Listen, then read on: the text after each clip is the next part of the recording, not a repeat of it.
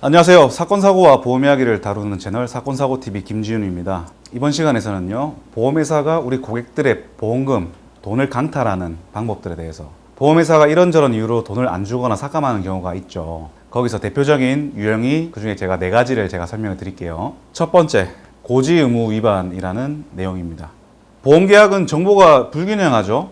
보험회사 입장에서는 이 개개인의 상황을 다 전부 알 수가 없습니다. 그래서 예를 들어 갖고 내가 뭐 고혈압이 있다, 당뇨가 있다, 아니면 암 진단을 받았다, 이런 거를 보험사에 숨기고 보험을 가입을 할 수도 있다는 거죠.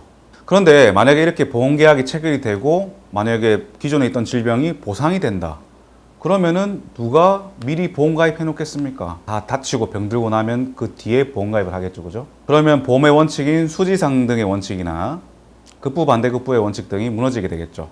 그러면은 이제 우리가 선량한 보험 계약자들한테 피해를 주게 되는 것인데요. 그와 관련해 가지고 우리나라 상법 제651조에는 이 보험 계약에서 고지 의무 위반을 했을 때 보험사가 할 수 있는 계약 해지권, 이런 게 있습니다. 여기서 이제 고지 의무라는 것은 보험 계약을 할 당시에 우리가 중요한 내용을 보험회사에 알려야 된다, 이런 내용이고요. 우리가 보험 계약할 때 청약서를 쓰지 않습니까? 그때 보통 질문표 형태로 최근 3개월 내에, 뭐 최근 1년 내에, 뭐 최근 5년 내에 뭐 진찰을 받아본 적이 있습니까? 투약한 적 있습니까? 뭐 진단받은 적이 있습니까?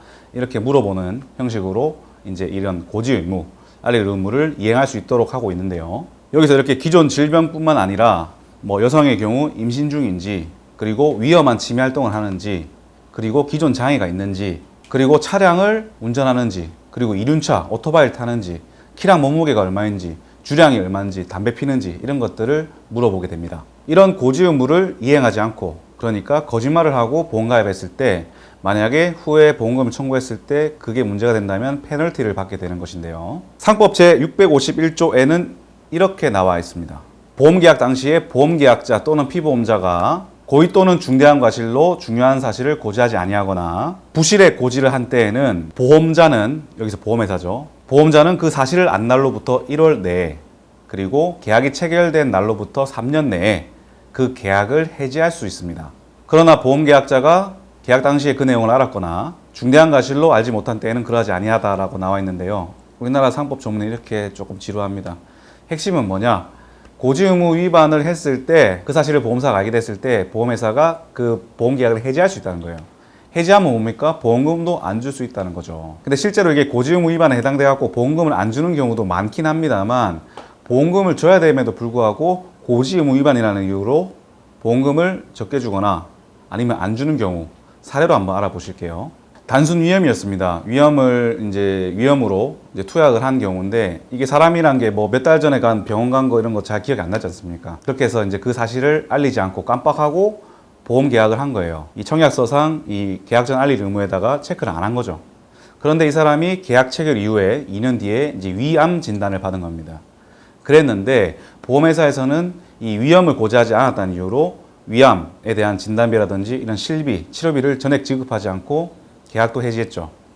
하지만 이 사건의 경우에 이 위험과 위암에 인과관계가 없었다는 것을 입증을 해가지고, 물론 계약은 해지됐습니다만 이 위암에 대한 진단비라든지 이런 실비, 이런 거를 전부 받을 수 있었던 사건이 있었고요.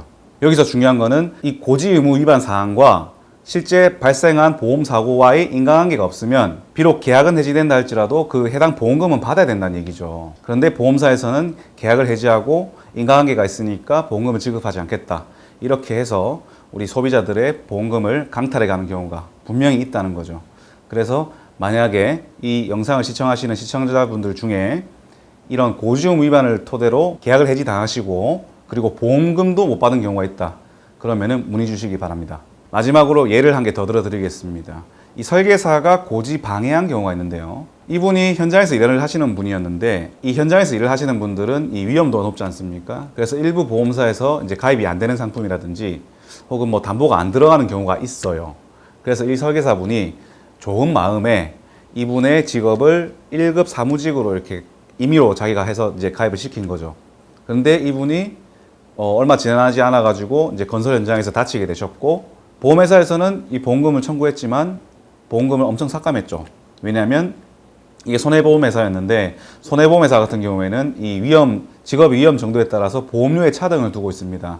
예를 들어서 1급 사무직이 뭐 상해 사망이 보험금이 1억일 때 보험료가 예를 들어서 10,000원이다.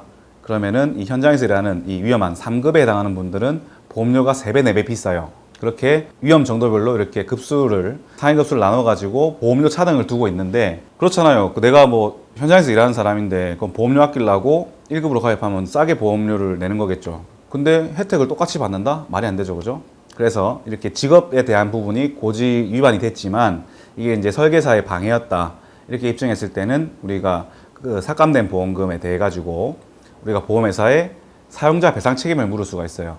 보험회사를 위해서 모집에 종사하는 자가 이 고객한테 피해를 줬기 때문에 그 손해에 대해서 우리가 보험업법 제101조에 따른 사용자 배상 책임을 물을 수 있다는 거죠. 그래서 만약에 삭감된 금액이 뭐 5천만 원이다 그랬을 때는 이 5천만 원에 대해서 우리가 손해배상을 받을 수 있다는 겁니다. 자, 이렇게 고지의무 위반을 했다 하더라도 그게 이제 보험 모집인, 이 보험 설계사가 자기 마음대로 이렇게 바꾼 경우에는 우리가 손해배상 책임을 물을 수 있다. 이 점도 꼭 참고하시기 바라고요. 우선 여기까지가 고지의무 위반으로 인해 가지고 보험사가 고객의 돈을 강탈하는 그런 케이스를 알아보았습니다. 보험회사가 고객들의 돈을 강탈하는 방법. 두 번째, 통지 의무 위반으로 인한 보험금 삭감 및 면책인데요. 자, 이 통지 의무라는 거는 우리가 보험 계약 체결 이후에 뭐 나의 이런 위험성이 변경되었을 때 그 부분을 보험사에 이렇게 알려줘야 되는 그런 의무를 말하는데요. 뭐 직업이나 직무가 바뀌었다든지 아니면 내가 살고 있는 집 주소가 바뀌었다든지 내가 뭐 이륜차를 갑자기 타게 됐다, 뭐 영업용 화물차를 몰게 됐다, 뭐 이런 위험이 변경되는 내용들이 있습니다. 이러한 의무를 이행하지 못했을 때 그걸로 인한 걸로 사고가 발생했을 때는 우리가 페널티를 또 받게 되죠. 대표적인 것으로 뭐 보험금이 면책되거나 삭감될 수 있습니다. 이 통지 의무를 이행하게 되면요, 예를 들어서 직업이 내가 사무직을 일하다가 현장에서요, 건설 현장에서 일을 하게 됐다 이렇게 알렸을 때 보험회사는 담보를 축소하거나 아니면 담보 삭제 아니면은 뭐 보험료를 올린다든지 이런 조치들을 하게 되겠죠. 근데 만약에 통지 의무를 이행하지 않고 사고가 났다 이랬을 때 어떻게 보험사가 돈을 안 주고 삭감하는지에 대해 가지고 제가 사례를 2가지만 들어가지고 설명을 드리겠습니다. 첫 번째 사례가 이제 이륜차에 대한 내용인데요. 이륜차를 타게 되면 보험회사에 알려야 돼요. 그래서 보험사에 알리면 보험회사는 이륜차 부담보 특약이라는 특약을 넣게 됩니다. 그게 뭐냐면 이륜차를 타다가 발생된 상해사고는 보상을 하지 않는다는 얘기인데요.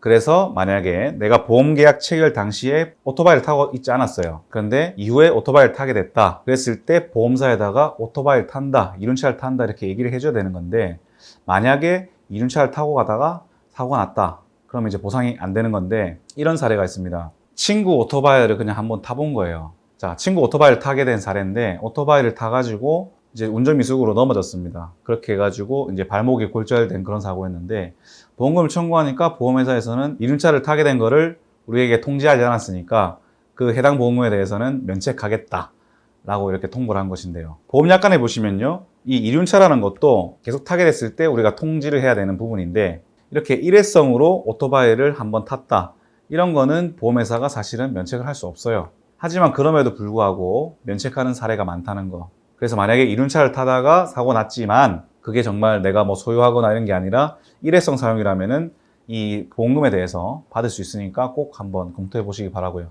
근데 뭐 오토바이가 내 명의고 내가 보험 넣고 타고 뭐 헬멧 안 써갖고 범칙금 내고 이런 기록이 있으면 사실은 그런 주장은 억지가 되겠죠. 그래서 그런 실제로 이제 일회성 사용인 경우에는 놀러 가서 오토바이 같은 거 탈 수도 있지 않습니까? 그죠? 그리고 여행 가서 탈 수도 있고, 그런 경우에는 만약에 다쳐서 보험금 청구했을 때 보험사가 그런 이유로 보험금을 안 준다고 그런다 그러면은 이제 꼭 주장을 하시라는 거죠. 모르시겠으면 전화 주시고. 그리고 한 가지 예를 더 들어드리면, 자, 화재보험에서는 내가 뭐 우리 집에 불이 났다든지 우리 집에서 불이 나가지고 옆집에 불이 옮겨 붙었다 이러면은 이제 그 배상 책임을 지지 않습니까? 그런데 화재보험은 그 해당 주소지가 당연히 중요할 거 아니에요. 뭐 건물이면 건물의 몇 층, 주소지. 근데 이 화재보험도 있잖아요. 그 해당 담보 물건이 장소가 변하게 되면은 당연히 위험이 변경 증가하는 거 아니겠습니까?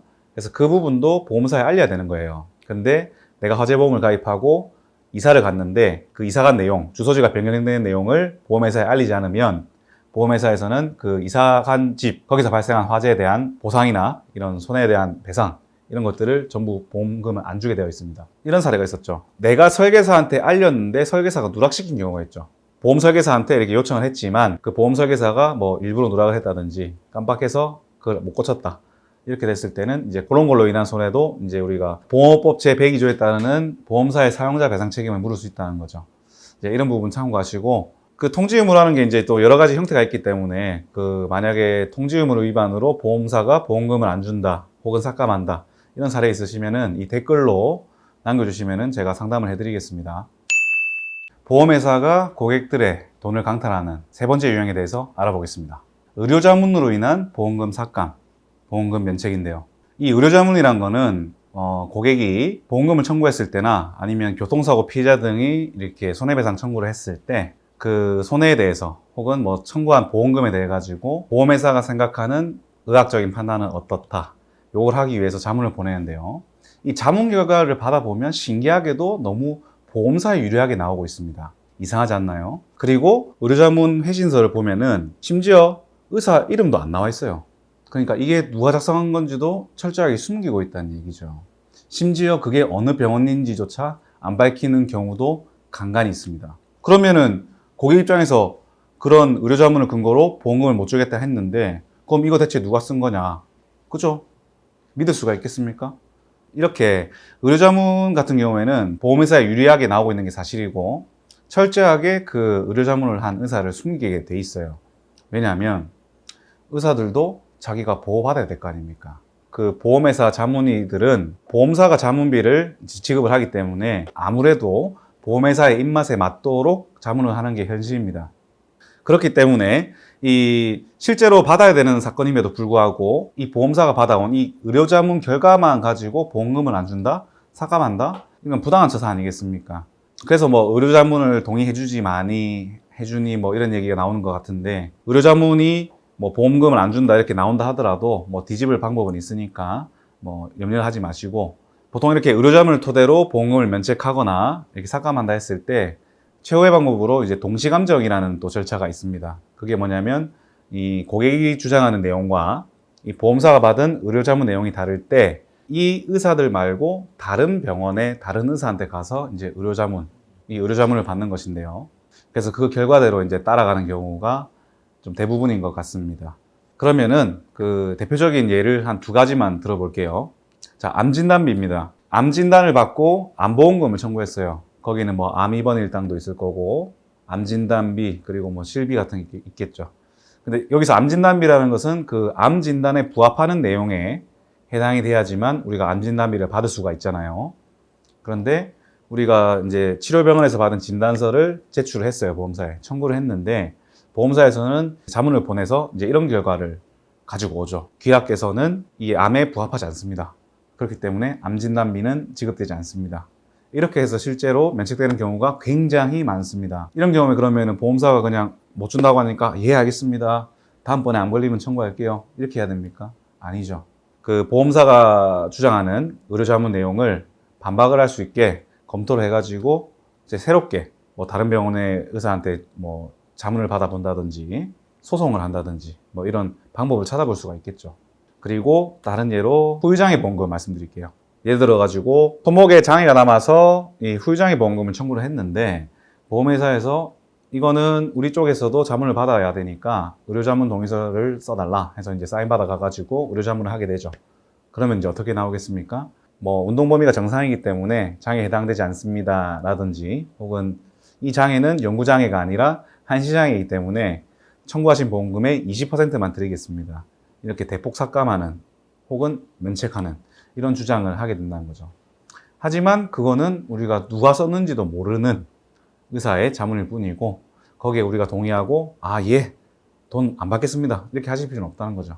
물론 뭐 자문 결과가 맞을 수도 있겠죠. 하지만 보험사의 의료자문은 아무래도 보험사에 유리하게 나온다. 그래서 꼭 무조건 수긍하지 마시고 뭐 전문가의 도움이 필요하면은 전문가의 도움도 한번 받아보시기 바랍니다. 보험회사가 우리 고객들의 돈을 강탈하는 이 네 번째 유형은 바로 약관 해석에 대한 문제입니다. 보험 계약하시고 나서 우편물로 날라온 보험약관 책자 한번 받아보신 적은 다들 있으실 겁니다. 굉장히 두껍죠, 그죠? 근데 한번 읽어보면 되게 복잡해요. 용어도 생소하고 말도 많고 글씨도 작고 그래요. 그런데 어떻게 그런 내용을 일반인들이 다 이해를 하겠습니까? 그래서 우리가 만약에 불의의 이런 사고, 뭐 질병 등으로 보험금을 청구했을 때 그 약관을 알고 청구하지 않겠죠. 근데 청구를 했더니 보험회사에서는 그 약관 내용을 토대로 우리가 볼 때는 약관상 이거는 해당되지 않으니까 보험금을 지급하지 못하겠습니다. 이런 사례가 있다는 거죠. 대표적으로 어떤 예가 있냐?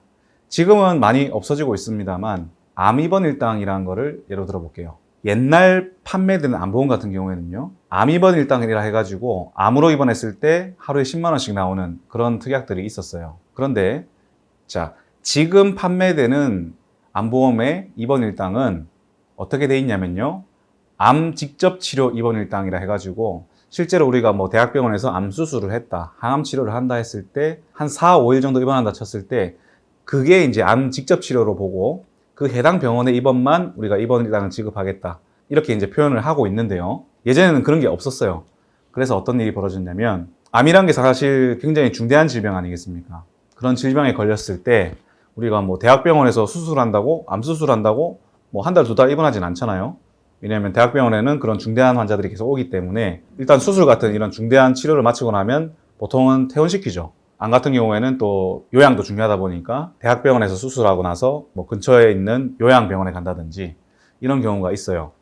근데 요양병원에서 두 달, 세 달 입원할 수도 있지 않습니까? 그래서 옛날에는 하루에 암 입원 일당이 10만 원이면 대학병원에서 5일 동안 입원하고 요양병원에서 30일 입원하면 300만 원 아니에요. 그 돈을 주는 시절도 있었다는 거죠. 그런데 이게 점차 암이 많이 진단되다 보니까 보험사가 이제 안 주기 시작한 거예요. 이거는 요양병원은 그냥 요양하러 입원한 거 아니냐, 이게 무슨 암 치료를 위한 입원이냐, 이렇게 해가지고 보험금을 안 주기 시작했어요. 보험회사에서 먼저 소송을 건다든지 이런 경우까지 발생을 하고 있다는 거죠. 그러니까 물론 이제 그 이후로 판매된 보험 같은 경우에는 암 직접 치료 이렇게 명시를 해놔가지고 뭐 대부분의 사람들이 이제 헷갈리지 않게는 돼 있는데, 옛날에 단순하게 암 입원 일당이라고 하면은 내가 암 때문에 요양병원 입원했지 뭐 암 안 걸렸으면 입원했겠어? 이렇게 생각하실 수도 있잖아요. 근데 사실 그런 약관에도 그 암 치료를 위한 입원이다, 그 맞는 말이죠. 근데 그게 직접 치료인지 암으로 요양하는 것도 그럼 암 치료가 아닌 건지 해석이 좀 애매하잖아요, 그죠? 보험사가 약관을 만들었지 않습니까? 그러면 누구한테 유리하게 해석해야 돼요? 당연히 고객한테 해야죠. 그래서 이런 부분에 있어가지고 관련 법도 있죠. 약관 규제에 관한 법률이라고 있는데 거기서도 문구 해석이 모호할 때에는 많은 사람이 불리하게 해석한다, 그게 이제 작성자 불이익의 원칙이라고 하거든요. 그리고 보험약관에도 그런 내용이 있어요. 보험약관의 내용이 불명확하여 뭐 모호할 때에는 이 보험계약자한테 유리하게 해석한다라고 나와 있습니다.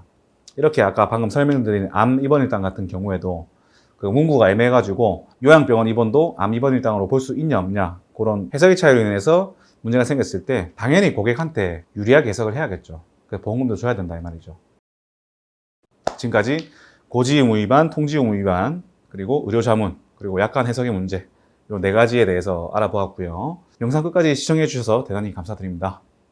영상 도움이 되셨다면 좋아요, 구독, 알림 설정 하셔가지고 계속 무료로 사건, 사고와 보험 이야기 영상을 시청해 보세요. 감사합니다.